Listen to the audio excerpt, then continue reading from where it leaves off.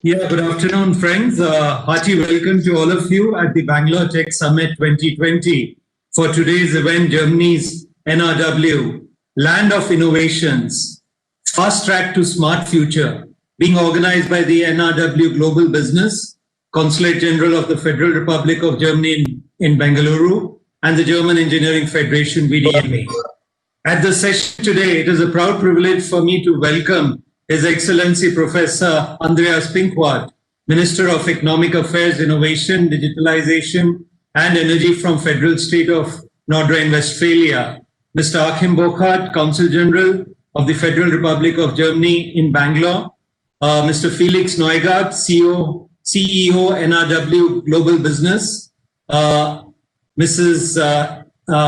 Becker, Astrid Becker, General Manager Asia, NRW Global Business, and Mrs. Stefanie Beres, Head of Business Unit, India, NRW Global Business. Along with our esteemed panelists, we have Mr. Michel Zeiger, Head of Wipro in Germany, and also Mr. Bram Weilands, MD, RWTH Innovation, Aachen University.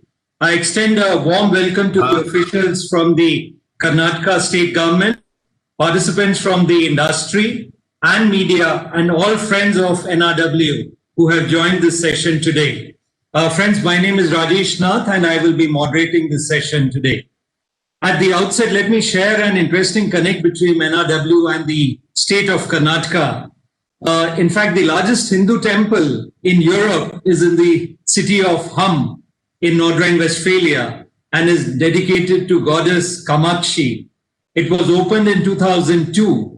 This temple was apparently inspired by the Kamakshi temple in Hebur, a village in Tumkur in the state of Karnataka. Friends, why is NRW called Land of Innovations?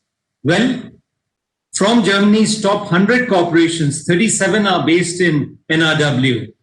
Today, beyond the mechanical engineering and heavy engineering expertise present in NRW, it is a hub for digitalization and innovation. In fact, 19% of all the startups in Germany are located in NRW. It is a strong hub for R&D with around 70 universities present in NRW. Nowhere else in Germany do industry-related service providers like engineering offices, R&D centers contribute so much to innovation and value added as in NRW. Against this background, friends, NRW has a lot to offer for Indian companies, not only as a market for their services and products, but also as a location for further development of customized service and products for the European market. Hence, NRW is an important gateway for Indian companies who are looking to do business in Europe. Our speakers from NRW Global Business, Mr. Neugaard, Mrs. Becker and Mrs. Beres will dwell in detail on the potential and possibilities offered by the state of North Rhine-Westphalia for Indian companies in digitalization, automation and innovation. I would now like to extend an invite to Mr. Felix Neugaard, CEO of NRW Global Business, for his welcome address. Over to you, Mr. Neugaard. Thank you very much for your kind introduction, Mr. Nath, and also for mentioning the Hindu temple in the city of Hum, which actually I wasn't aware of. So, dear Minister, Professor Dr. Pinkwart, Honorable Deputy Chief Minister of the State of Karnataka, Consul General Burkhardt, Excellencies, ladies and gentlemen, a very good afternoon to India from the city of Düsseldorf and the state of North Rhine-Westphalia. I'm very pleased and actually honored to welcome you all to this session of the very prestigious and well-known Bangalore Technology Summit on behalf of our company of NRW Global Business. It is, in fact, the second time that we participate in this prestigious summit. Last year, we did it under our old name, NRW Invest. This year, we participate under our new name, NRW Global Business. And this new name, it reflects our broader mission that we have as a trade and investment agency of the state of North Rhine-Westphalia. We will, on the one hand, continue to support investment projects with the same high commitment as in the past. But in addition to that, we now have much better means to support companies also for accessing new markets, for fostering business abroad. And therefore, we will be able to contribute much more actively to the building of relations between India and the state of North Rhine-Westphalia, B2B contacts between businesses as well as business to science contacts. The state and the state government of North Rhine-Westphalia, represented by the Minister of Economic Affairs, Innovation and Digitalization, and we will speak, of course, afterwards, is our company's sole shareholder, so we belong, in fact, to the government of North Rhine-Westphalia. And India, and this is, of course, the main topic for today, is already a very important partner for North Rhine-Westphalia in Asia and also, I think, on a global scale. And you mentioned already, Mr. Nath, some of these figures. We have 120 Indian companies which are invested in North Rhine-Westphalia, and we have over 1,000 companies from North Rhine-Westphalia who are based in India. Our trade volume, I think, is quite significant. It is almost 2 billion euros in the last year, and this accounts for a quarter of all German exports to India. And in this, with this significant trade volume, India ranked third among our non-European trading partners, right after the US and China. And this is also, I think, a very important dimension of cooperation between India and North Rhine-Westphalia. And you mentioned it already. There are currently no less than 105 university partnerships between universities in India and universities in North Rhine-Westphalia. We have 4,000 students from India every semester here in North Rhine-Westphalia, which study here in our state. And this makes up for the third largest group of foreign students in our state.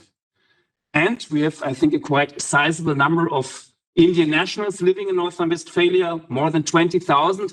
And this is about a fifth of all Indian residents living in Germany. And as I already mentioned, we have a very significant investment from Indian companies. We have global players in the IT tech sector, like Tata Consultancy Services, like Infosys, which came very recently to the city of Düsseldorf, Tech Mahindra, Wipro. They all have tapped the German market for digital transformation and are very successful here and becoming a part of our digital network, of our digital environment here in the state of North Rhine-Westphalia. The title of our session now is Germany's NRW, Land of Innovations, Fast Track to the Smart Future. And I think it's an ambitious title. It reflects our approach of our government, of our industry, and of our university and research and development facilities to keep North Rhine-Westphalia at the top position in terms of innovation in the future. And two sectors, Industry 4.0, to future-oriented topics, Industry 4.0 and the energy transition are two key elements for a smart and bright future. And I think they are important building blocks for future strategy between NRW and India as well. And to achieve these goals of sustainable economy in a healthy environment, innovation, digitalization are of tremendous importance.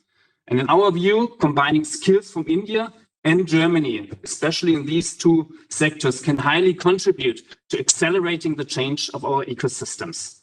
We at NRW Global Business, we are committed to strengthen our bilateral relation with these activities, be it by individual consulting or support through organizing events like the one today.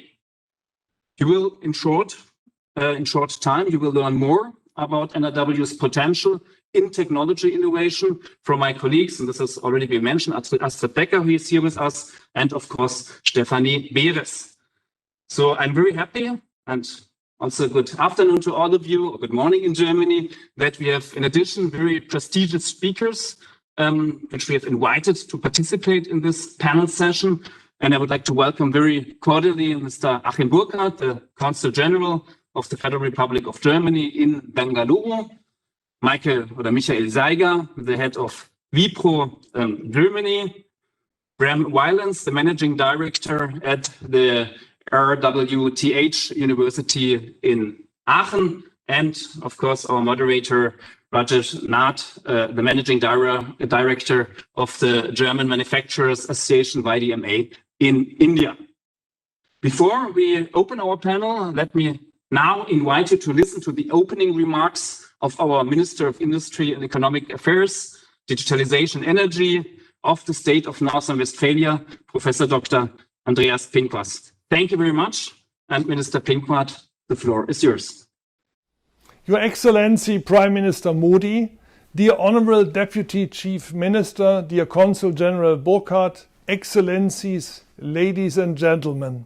It's a great pleasure to give my greetings and welcome to all of you on this occasion of the Bangalore Technology Summit.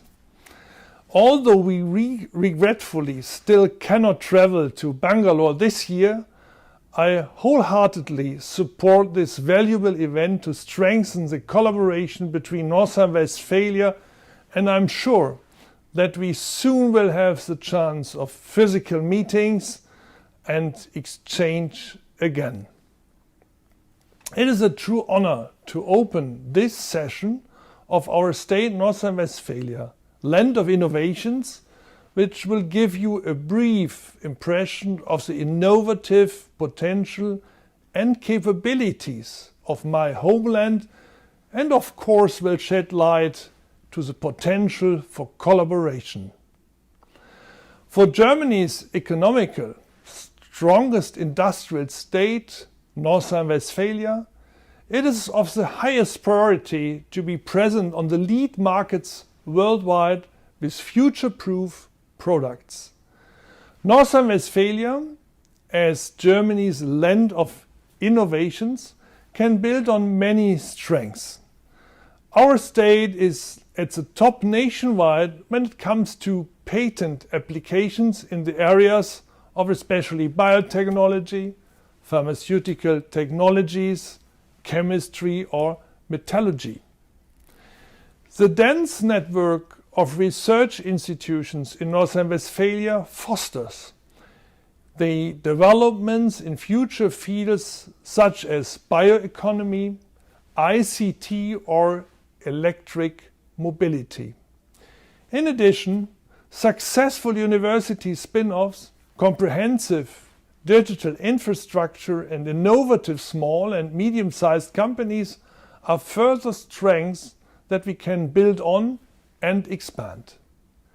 In today's session, we want to especially concentrate on smart industry and green energy, in which we see great potential for joint activities of companies and R&D institutions from India and North Rhine-Westphalia.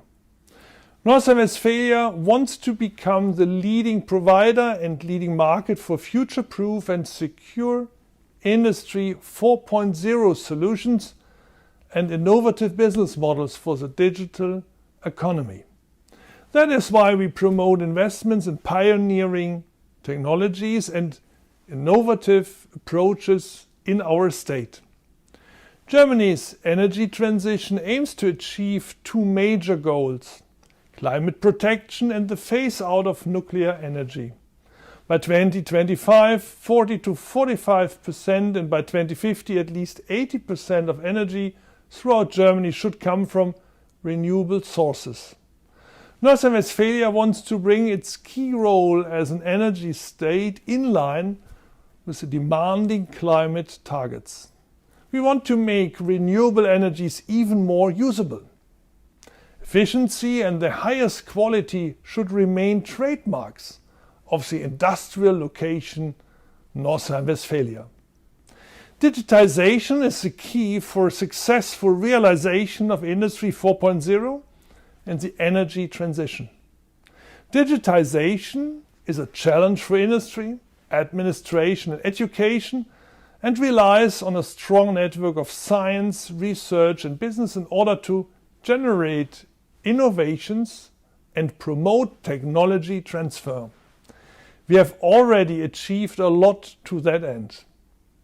North Rhine-Westphalia very much welcomes Indian companies and institutes to expand their activities in our state and participate in the further development and success. I'm convinced that the Bangalore Tech Summit provides an excellent platform to build on our relationship for more exchange, business relations and collaboration. I wish all of you a truly interesting and fruitful event, and thank you very much for your attention. So, ladies and gentlemen, next up we have our Honorable Deputy Chief Minister of Karnataka, Mr. C.N. Ashwath Narayan, here to address. A very good afternoon to Professor Andreas Pinkwart, Minister of Economic Affairs, Innovation, Digitalization and Energy of the Federal State of North Rhine-Westphalia. And to all the German speakers part of the session today, warm greetings to all the audience members part of the NRW session today. The relationship between India and Germany has been growing very strong, and the association has been cemented further when India and Germany inked over 20 agreements, including in the field of artificial intelligence, cyber security, startups, green urban mobility, and agriculture during November 2019. Karnataka and Germany have established strong technology engagements and are working together on multiple areas, including Industry 4.0, deep tech, startup collaboration, among others. Our government has engaged with Berlin, Germany for Global Innovation Alliance Market Access Program, our flagship initiative to provide international market access and soft landing for startups.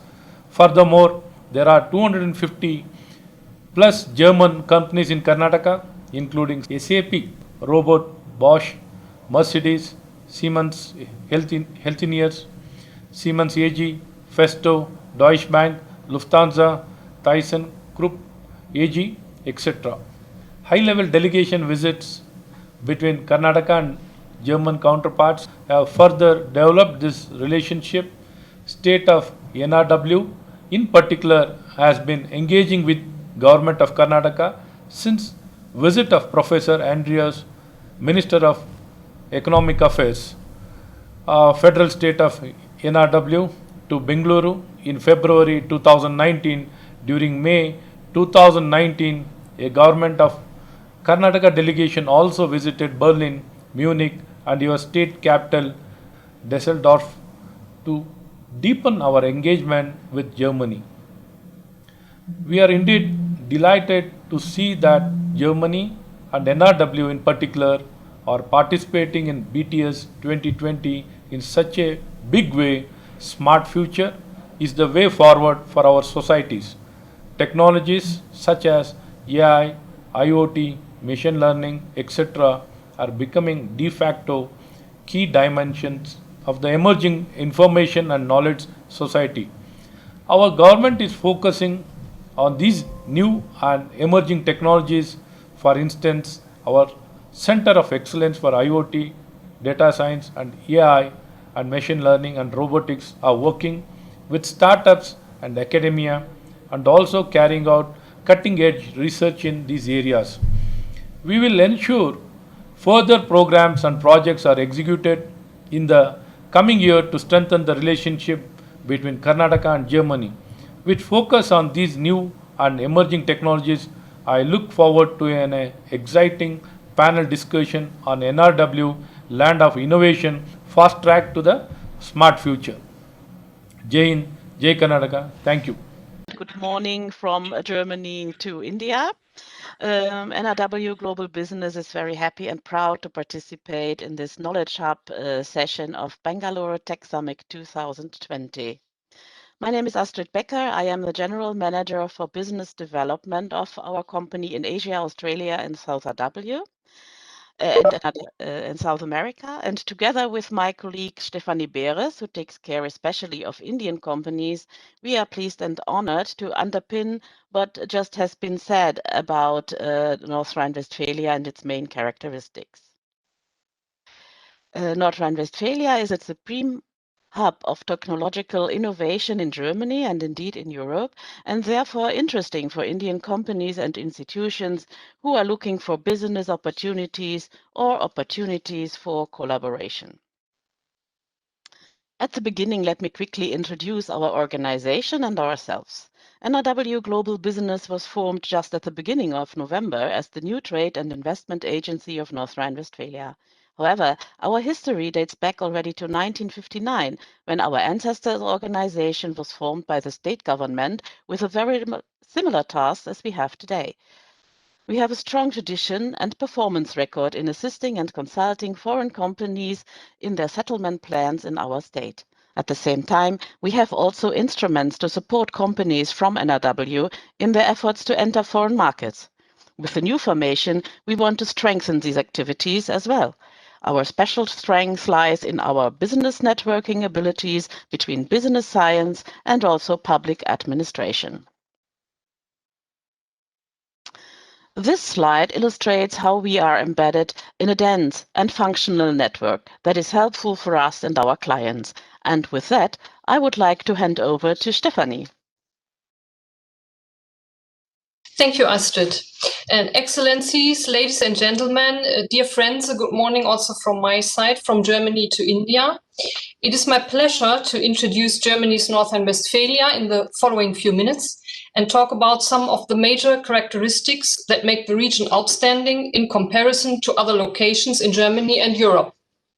You see it here marked in red. North Rhine-Westphalia borders on the Netherlands and Belgium. And with 18 million inhabitants, it is the most populous and most densely populated of the 16 federal states in Germany. Last year, we earned around 711 billion euros. That is almost a quarter of the German GDP, putting North Rhine-Westphalia clearly at the top of all German federal states in terms of economic power. As a country on its own, North Rhine-Westphalia holds 18th position in a GDP world ranking. Within the inner red circle you see on the chart of 500 kilometers, you can reach 160 million potential customers with a purchasing power of 3.6 trillion euros. That is far more than a respective circle, for example, around London, Paris, or Berlin. North Rhine-Westphalia is a strong industrial region. The industrial enterprises based in North Rhine-Westphalia generated sales of 352 billion euros in 2019. Germany accounts for 1/3 of the industrial production value in the European Union. We are a very international and open-minded, Asia-oriented region with more than 20,000 foreign companies that provide work for about 1 million persons. Within Germany, that is the highest number of foreign companies. And the past 20 years, we have continuously led the ranking of German states in terms of direct investment statistics. We also have an excellent logistic infrastructure that is at your hand, with 2 international airports, including intercontinental flights. Germany's number 3 air cargo center is located in the city of Cologne, and the largest inland port is located in Duisburg. Although we do not have a coastline, we have direct connections to the European seaports. You see here 20 of Germany's top 50 companies that are based in North Rhine-Westphalia. These global players also stand for the diversity of our economy. They represent our strongest industries, from mechanical engineering, chemicals, food, energy, metal production, or the automotive industry. They all work on digital solutions for their respective businesses. The small and medium-sized enterprises are the backbone of our economy. Around 712,000 SMEs are located in North Rhine-Westphalia, and they account for 99.5% of all the companies in our state. Naturally, they offer a lot of B2B opportunities. Now, India's relations with the state of North Rhine-Westphalia are very strong. In terms of trade volume between Germany and India, North Rhine-Westphalia has the largest share of all federal states. It was mentioned before, about 120 Indian companies are based in North Rhine-Westphalia. The main industries represented by the Indian companies are the IT industry, the chemical industry, the automotive industry, or the pharma industry. In total, Indian companies employ more than 6,000 people throughout North Rhine-Westphalia. In recent years, an Indian infrastructure has emerged in North Rhine-Westphalia that is at your hand if you want to start a new business in Germany. There are, for example, India desks at consulting companies, at law firms, tax advisors, or even city governments. We have German-Indian round tables that take place regularly in Düsseldorf, Cologne, or Aachen. And there is a liaison desk of the Indo-German Chamber of Commerce that operates in Düsseldorf. So we'd like to invite you to make use of the advantages of North Rhine-Westphalia and explore the business opportunities that we have. I would be happy to assist you with any queries you might have, and now like to hand it back to my colleague Astrid, who will introduce the ITC and R&D players in more detail, who work on the realization of the smart future. Thank you very much.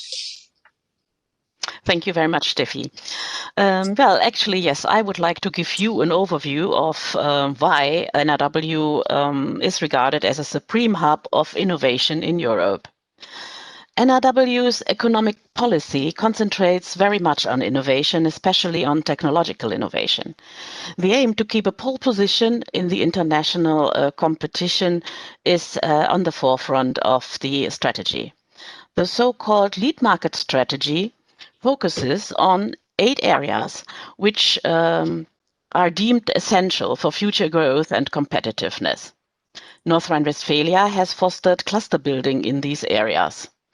The 14 state clusters induced by the state aim especially at science-to-industry collaboration. In addition, regional clusters have formed with similar aims that build on the special industrial or technological strengths of certain regions. Together, they provide a very comprehensive grid of knowledge and contacts throughout the complete state. Hundreds of companies and institutions are organized in these kind of networks. NRW has an amazingly dense landscape of universities and research facilities and institutions.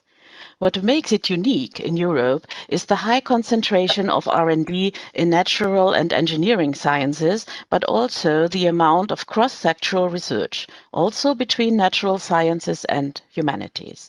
The latter, for example, is deemed an important factor for a successful digital transformation and furthermore, of course, for the development of smart society. The development and application of AI, artificial intelligence, is seen as key element of NRW's strategy towards Industry 4.0 and the digital transformation of such important areas as the medical and health sector, mobility, and of course cybersecurity as well. All important universities and R&D institutes deal with different aspects of AI and collaborate in networks. Fraunhofer IAIS, located in St. Augustin closely to Bonn, has taken the lead of the AI platform KI for Künstliche Intelligenz NRW. KI NRW is the central linking point between all institutions and networks active in AI. Through this platform, all interested members can obtain information about ongoing projects or possible partners for their own project ideas. Digital innovation is one of the most important steps to reach the aims of Industry 4.0. Startups bring the results of scientific research into real-life applications. A vibrant startup ecosystem is therefore of great importance for fostering and securing innovation for the value chain. The startup ecosystem in NRW has rapidly grown in the last years and has become very successful. Startup NRW aggregates all startups, investors, companies, and hubs in North Rhine-Westphalia, and thus is a very good contact and entry point also for Indian companies who want to participate in this ecosystem. In NRW, so-called digital hubs have been established in 6 regions to ensure that startups thrive throughout our state. Industry and startups find each other for partnering and co-working, and startups find suitable locations for working on solutions. The hubs also support the connection with R&D institutions. Last but not least, I would like to point to the excellent situation in educating young talent in North Rhine-Westphalia. 27.2% of all German students are taking advantage of the excellent environment of science and education and are pursuing their studies in NRW. And remarkably, 1/3 of all students in the science, technology, engineering, and mathematics fields in Germany are studying in NRW. And I think this is proof to a real good talent pool for companies from all over the world as well. Thank you very much. With that, I would like to close my presentation and invite everybody to feel free to contact us and get in touch. Thank you very much. Yeah, thank you, Mrs. Becker and Mrs. Beres, for your excellent presentation and also highlighting the potential of NRW and opportunities that NRW offers as a technology and innovation hub for the Indian companies also. So thank you very much for this presentation. And in fact, friends, taking that forward, I would like to heartily welcome our esteemed panelists today. We have Mr. Achim Bochert, Consul General of the Federal Republic of Germany in Bangalore. Welcome to you, Mr. Bochert. We have Mr. Michel Zeiger, Head of Wipro Germany. Welcome to you, Mr. Zeiger. And also Mr. Bram Weilands, who is the Managing Director of RWTH Innovation, Aachen University. A hearty welcome to you, Mr. Weilands. And friends, our session today is on cooperation for innovation, combining know-how towards a smart industry and green energy. Friends, the Industry 4.0 is often interchangeable with the notion of the fourth industrial revolution. It is characterized by even more automation than in the third industrial revolution, the bridging of physical and digital world through cyber-physical systems enabled by industrial IoT, a shift from central industrial control systems to one where smart products define the production, and lastly, personalized as or customization of products. India is striving to strengthen its manufacturing base. The Indian government has defined the national manufacturing policy, which aims to increase the contribution of manufacturing to the GDP of the country from the present 16 to 17% up to almost 25% by 2022. And the government also aims to create 10 million new jobs by 2022 in the manufacturing sector. To achieve this defined goal, the Make in India initiative has been launched, and its aim is to bring increased foreign investment in terms of finance and technology into the manufacturing sector. These initiatives also include activities to foster adoption of Industry 4.0 in India's manufacturing industry. Hence, we would like to discuss this and other aspects of smart industry with our esteemed panelists. And to kickstart the panel discussion, my first question to Mr. Bochert is, Mr. Bochert, Germany is known for its technology, whereas India is known for its IT strength. How can we successfully marry these two together to foster a strong bilateral relationship among the two countries, Mr. Bochert? Yes, if you talk about marriage, Rajesh, India and Germany, we are already engaged, since quite a while, and I guess marriage is expected soon. So our relationship is somehow also based on a very warm feelings between Germany and India. We have about each other. So what a marriage actually is in the personal world, a strategic partnership, is what we have between our two countries. So India is and will continue to be this strategic partner of Germany in Asia, politically, economically, and also culturally, actually. My government, we just have agreed on cabinet level on a new strategy on Asia. And we named it, and I think that is very important. We named it Indo-Pacific Policy Guidelines. I think this makes it clear to India, but also to the world at large, that India will have an even more important role in our relationship to this part of the world in the years to come. So, as I said earlier this day in our e-mobility session, a robust economic relation is based on German engineering and Indian ingenuity. If these two things work together well, I think we will be very successful in the future. But this has to be done on eye level, with mutual respect and with understanding. You know, I've seen quite a number of companies in the 4 months as I'm here, and I have witnessed already in the short time that German companies which are active and successful do exactly that. It is not only about knowing engineering, it's not about knowing IT, it's also to understand each other's mindset. By doing that, the best of our two worlds comes together and solutions will be developed which nobody would have done without the partner. So again, a marriage. As governments, we have to play a supporting role, and we heard from our friends from North Rhine-Westphalia. We have to support research at university. We have to give young people the possibility to study in our two countries, you know, issuing visa in my consulate, for example, and get to know each other already in young age. India and Germany have to synchronize the support policies, and we have to coordinate on common solutions. And we have to support our startup environments and providing the platforms to get together.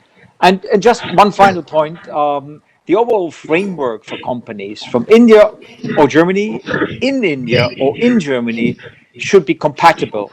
And trade and investment between our two countries, respectively between India and Europe at large, should be ruled by a common free trade agreement. That would be my wish. I know that there are well-grounded reservations about it on the Indian side, but there are also positive things going on. And I heard that the talks having resumed recently in New Delhi. I would just leave it by that. Right. Thank you, Ataman. I think you've set the tone very well for our interaction today, and also highlighting the importance of a good collaboration between Germany and India. And yes, we all hope that the free trade agreement EU-India makes some progress. It has been in discussion, as we know, for quite some time.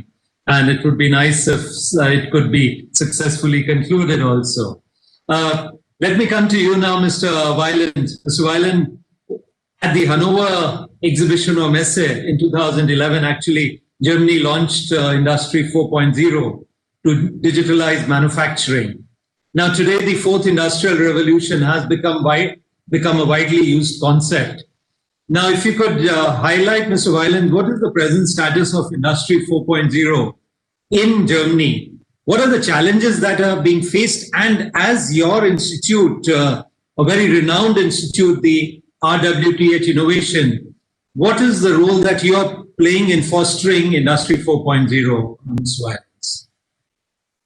Yeah, I'm happy to pick that up, Mr. Nath, that question. I think that's a really relevant one. And if we look back, as you said, to 2011, when we started with this Industry 4.0 topic here in Germany, we were coming from a brownfield. That's the term mostly used in this setting. So we have plants, we have factories that needed to be prepared for digitalization. And if we have a look at the current status, we can say that we are still on this brownfield area. So we have companies that have already managed to put a lot of things into practice if it comes to Industry 4.0. But we also have a lot of companies that are still struggling and still asking themselves the question, what exactly is the benefit for us if it comes to Industry 4.0? What's the benefit for our company, and how should we manage our data? How should we manage our processes into the factory?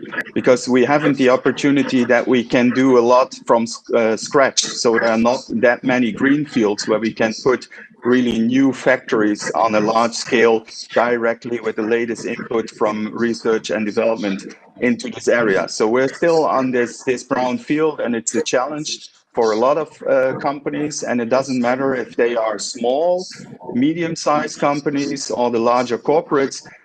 From our perspective here, from the university perspective, from the research perspective, we see that they are still facing the same challenges. And we often in this area are in discussions where we speak about the first thing to cope with the challenges is to clean up, like we say, the kitchen. So it's all about asking yourself that question, where is my data? It's not just one machine with a sensor that makes you being well prepared for Industry 4.0, but you have to connect really your whole processes in the factory. And there you have to ask yourself the questions, what kind of data do we gather? What kind of data do we need? How can we combine everything? What's the software platform we are going to need for that? Is it something that we are willing to prepare, or we think we can set up by our own? We can develop it by our own? Are we looking for maybe a larger provider, like, for example, the Amazons and Microsofts in this world where we are going to the cloud? So there are a lot of questions, but the main thing still is that first question, ask yourself, what will be the benefit if I'm able to bring my factory really into the 4.0 world? And from the RWTH Aachen perspective, and especially RWTH Innovation, we are the TDO of our university. It's one of the leading universities in Germany for science and technology, with a very large focus on engineering, and especially, of course, on Industry 4.0. We try to connect these worlds of industry and academia together. So we really invite industry companies to come to our campus, to come to our university and be actively involved in research and R&D activities. And we have one of the largest clusters of excellence in Germany, the so-called Internet of Production cluster. And within this cluster, we have 25 institutes and chairs on an interdisciplinary level here in Aachen that work day by day, from engineers to computer scientists, material scientists, psychologists, communication specialists. They all together are trying to solve these challenges companies are facing with in Industry 4.0. Thank you, Mr. Wieland. And I think I would like to compliment you and the Institute for doing such good work and trying to really help and get a good combine between the institutions and the industry, which is so very essential for the progress. Thank you. Mr. Zeiger, coming to you now. Mr. Zeiger, Wipro decided to grow further and invest in Germany. And in Germany, you have invested in Nordrhein-Westphalia. So what we would like to understand from you, Mr. Zeiger, is what was the motivation in taking this decision to set up the operations in Nordrhein-Westphalia? And what are your plans also? What are the next opportunities do you see being in Nordrhein-Westphalia, Mr. Zeiger? Good afternoon, Mr. Naut. Thank you. And my name is Michael Zeiger, and I'm the country head of Wipro in Germany. And I'm very happy to be here, and that Wipro will become part of the Northern Westphalia technology and digital journey. Coming to your question, so let me start with, for the German audience, Wipro might not be known to all of them. So Wipro is a clear IT powerhouse with 180,000 people around the globe. And so we are leading information technology provider for consulting and also business processes. And we are at the frontier of all the innovation topics just mentioned: AI, R&D, robotics, automation, just the cloud, just to mention a few. We have a long history in Germany. Germany is, for us, the most important market in the EU, where we want to invest in and to grow. We even have the EU headquarters is based in Germany, and we mark now the 18th year in Germany. We employ more than 1,300 people already in Germany across 10 locations, and we believe that the mix of proximity and onshore plus leveraging our global network of experts around the globe will make us successful. We've also started, or we continue to invest. We had a couple of investments already in the past. One being Salent back in 2014, or recently Designit, which is a design company having in Germany 60 plus people. We are also investing through Vipro Ventures, where we invest in startup and provide capital to explore new areas. For Germany, I think, and now coming back to what Ms. Becker also showed, we can exceptionally well connect into those areas. Focus areas for us will be energy and natural utilities, banking and insurance, manufacturing, automotive, and retail. And also on Mr. Weinand's topic, we have recently laid out 5 key principles. We want to be passionate about growth. Focus and scale, bring our offerings to the table, and invest in talents. And we are planning to expand our footprint. We have recently announced the institution of a digital innovation hub based in Düsseldorf, where we will serve the German flagship clients around in Germany. And coming back to the challenges, we see 3 challenges. The one is to have the right infrastructure in place, then also the large need for investment to be made by the companies, and the lack of digital skills, especially for the industry topics, especially in small and medium enterprise business, which I would rather call the hidden champions, because they're really leading in what they are doing. And here the offerings we have, the people we have, and the credentials we are having, that's an excellent combination to bring the industry in Northern Westphalia forward. And I think, Mr. Zeiger, being in North Rhine-Westphalia, all the, as they say, the Voraussetzungen are, I think, fulfilled being in North Rhine-Westphalia, and it offers you also the gateway to Europe. Absolutely. Right. Thank you. Thank you, Mr. Zeiger. Coming to Mr. Burkhardt. Mr. Burkhardt, what we heard is that the Industry 4.0 is actually quite beneficial for the developed countries. But as you know, Mr. Burkhardt, India constitutes a large number of mid-sized, small-sized enterprises. Now, how can the Indian companies also benefit from the developments in Germany in Industry 4.0? And what do you feel could be the impact of this in India and in the society in India? Rajesh, thank you. Industry 4.0, Internet of Things, virtual reality, automated driving, artificial intelligence, these are not only words. Behind them lays an enormous workload. And this has been done in engineering, in IT, and in leveling the legal and economic framework. That is already happening in India, bringing thousands and thousands of jobs, not only in India, but also in my country, like the colleague from Wipro just said. But that seems to me only the beginning. Remember, 20 years ago, IT in India, looked at from Germany, was connotated to, call center services. And look how the IT and the engineering sector has changed till then. With German companies, for example, having research and development centers here in Bangalore, employing 5-digit number of Indian IT staff, in Indian IT companies doing the same in Europe. You see, already we have that Industry 4.0. But therefore, I want to come to the core of your question. Firstly, I do think that certain industry at small scale in India will and need to change quickly. There is a lot of importance for traditional and adapted ways of industrial endeavors here. I think, to have this traditional industry is still important to keep the social and economic fabric of India functioning. There is still a big need by these industries of low educated workers and they're out there on the labor market. These people need jobs now, and they need them in Industry 1.0 or 2.0. These can provide these jobs for these people.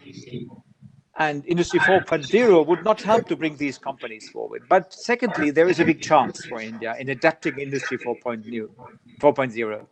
For example, for new investments. If there are such investments done or planned, an Indian company does not to have to start to function by the rules of Industry 1.0, 2.0, 3.0, etc. It can leapfrog directly at 4.0 level and thus being competitive already on a global level. So you see, these different speeds in India will be necessary for still quite some time, I believe. And if you look at Germany, our strength comes also from the fact that we still provide jobs for lower educated people in the manufacturing industry. I believe that a good mix is the magic. So in conclusion, I would say Industry 4.0 will be quickly adapted in India and will be successful, while at the same time maintaining a well-balanced mix of less sophisticated industries. Thank you.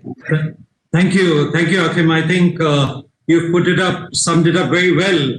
It has equal importance for India also, and I'm sure for the mid-sized Indian companies, Industry 4.0 will make them really efficient, more productive also as they go along.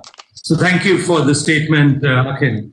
Mr. Whelan, coming to you. When we talk about factory of the future, actually, we are talking about implementing new technologies, cloud computing, smart machines, interconnected machines, artificial intelligence.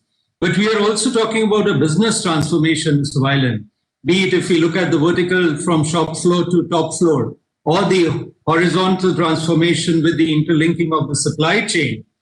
But with all this, Mr. Weiland, there is going to be quite a challenge on the people who are working. So the question to you, Mr. Weiland, is how can we skill or reskill or de-skill people so that these new challenges of automation or Industry 4.0, that the workforce is geared to adopt these challenges, Mr. Weiland? Yeah, that's a really good question. Many thanks for that, because I fully agree with you that the future of manufacturing needs this kind of synchronized transformation that you've just mentioned. And I think especially from a university perspective, this is something as a technical leading university in Germany, something that really occupies our mind. How do we improve and develop also the educational skills for our students? So the question would be, do we need engineers with more computer science knowledge, or would we need computer scientists with more engineering skills? And for us, the answer is quite clear. We definitely very strongly believe in a kind of T-shaped education. So we think that the students already need to be into an interdisciplinary environment where we bring engineer students and computer science students, for example, together in a lot of different kind of formats already during their studies. So developing situations where they learn how to cope with complex and uncertain situations. And we think that this is something where we would like to focus on in the near future. So we are really also rethinking our educational structures and strategies about how to achieve this and let students, people communicate with each other, let them come to each other, work to each other in new kind of formats, just not only in classrooms, but also in a kind of hackathons, tackathons, all kind of formats. And therefore, we have defined a kind of entrepreneurial transfer that we call it. And we're now even establishing an open innovation platform called the Collective Incubator here at our university, where we would like to achieve this and bring students from all disciplines together with the researchers, with the partners from industry, and let them work already quite early in their student career on all these complex topics. So they will be having those skills that they need to be successful with all the complexity of the later work life. You're on mute. And I think, Ms. Weiland, thank you. This is so very important that the students also get the practical knowledge. And I think that is what gives actually Germany the cutting edge in technology, because of the good interaction that the students have in an early phase of their student life or career also with the industry. And that is, I think, very essential also, Ms. Weiland. And just to inform you, Ms. Weiland, the Indian government also has started the Skill India movement, which also aims at skilling the young population and making them more alert and agile for the new digital transformation that we would be seeing. Yeah. Coming to you, Mr. Zeiger, you mentioned about the initiatives of Wipro. Now, how can Wipro contribute in the digital transformation as well as the energy transition in Germany, Mr. Zeiger? Maybe you can highlight this with some examples if you want to, Mr. Zeiger. Let me first come back to the what Mr. Weiland also said. An important topic is Wipro is known as historically for labor arbitrage. Yeah, I mentioned that we have many people in India. Yeah, this time is long time over. Yeah, and Wipro, we are really at the cutting edge or leading edge of driving innovation and R&D. And we also invest a significant amount into continuous learning, yeah, so that we keep our people around the globe up to date on technologies which matter, yeah. And I also want to come back to the picture of marriage. Yeah, our intent is that we have a marriage between technology and business insights, because all the hype things which are right now discussed from cloud to AI to automation and robotics only have an impact, yeah, if technology meets business, yeah, and this is what we are looking into.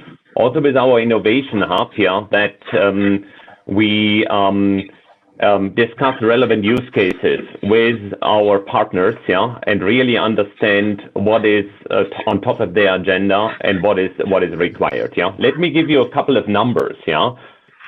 According to our understanding, still 1 out of 5 companies in Europe, yeah, are highly only 1 out of 5 companies are highly digitalized. Yeah, that means on the other side that 4 out of 5, 80% are still lagging behind. Yeah, and this is especially true for the small and medium enterprise. Yeah, and here we also see a major opportunity for both of us. Yeah, that they can utilize our thought leadership and that we bring reusable assets, linking back to what I stated initially, that the challenge is the investment to be made. Yeah, single companies alone cannot manage these investments, and only with partners like us we can bring it to play. Let me give you 2 examples.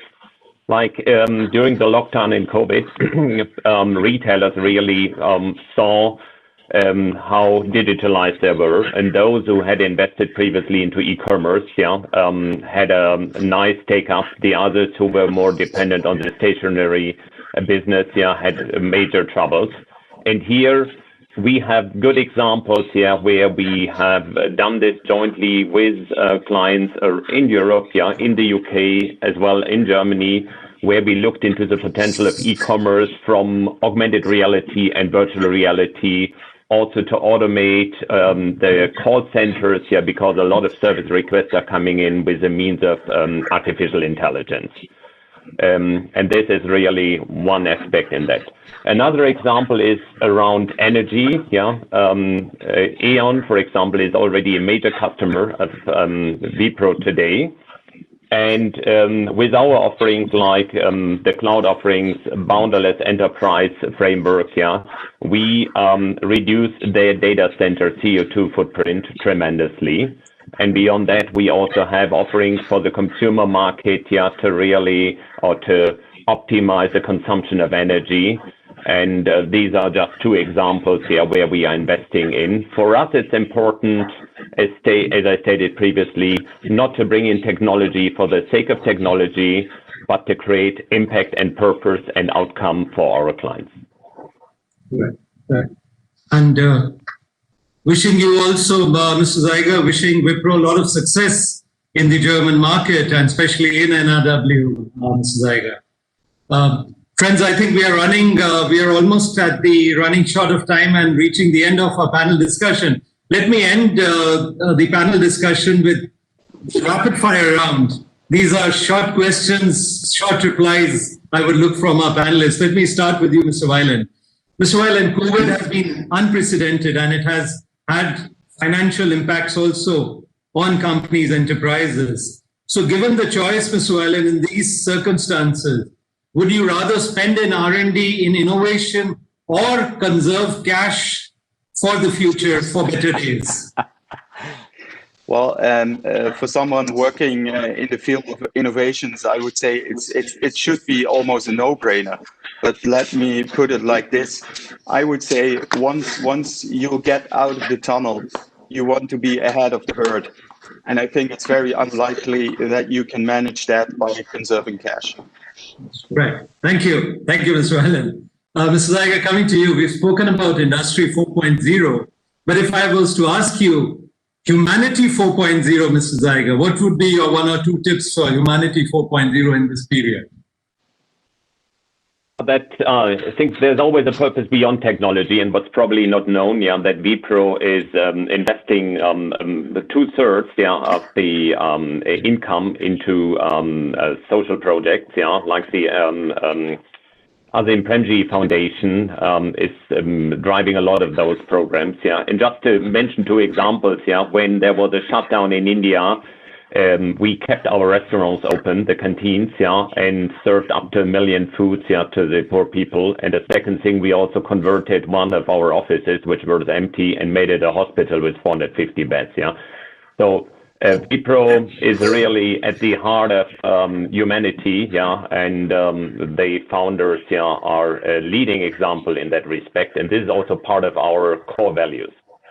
Right. Thank you. I think commendable work done here, Mr. Zeiger, from Wipro, by Wipro, and compliments to you and as well as the complete team of Wipro for this work. Thank you. Akim, coming to you. You are in Bangalore since the last 4 months or so, Akim, now. Of course, you came during the COVID period. And as you know, Bangalore is also called the beer capital of India. So given the choice, Akim, would you prefer the alt beer from Düsseldorf or the freshly brewed Kölsch in Bangalore? Rajiv, that's an easy one for me. I'm from North Rhine-Westphalia, and I'm from Bonn, and that is the center of the Kölsch world. So Kölsch is my beer. But the people listening from Düsseldorf, they know we have a kind of a funny competition with Düsseldorf in the Rhineland. I would never drink an alt without betraying my hometown Bonn. But okay, be serious, that's a joke. And I have to admit, I have drunken and enjoyed alt too. But sorry to our viewers from Düsseldorf, I prefer Kölsch from Bengaluru. Thank you. I think that will make all our viewers very happy, Akim. So thank you, esteemed panelists. I think it was a pleasure to interact with you. And I would also like to thank the government of Karnataka for hosting the Bangalore Tech Summit. And thank you, Mrs. Becker, Mrs. Beres, for your excellent presentation, and also Minister Pinkwat and Mr. Malgad also for his address, as well as the Deputy CM, Mr. Ashwath Narayan, for his address.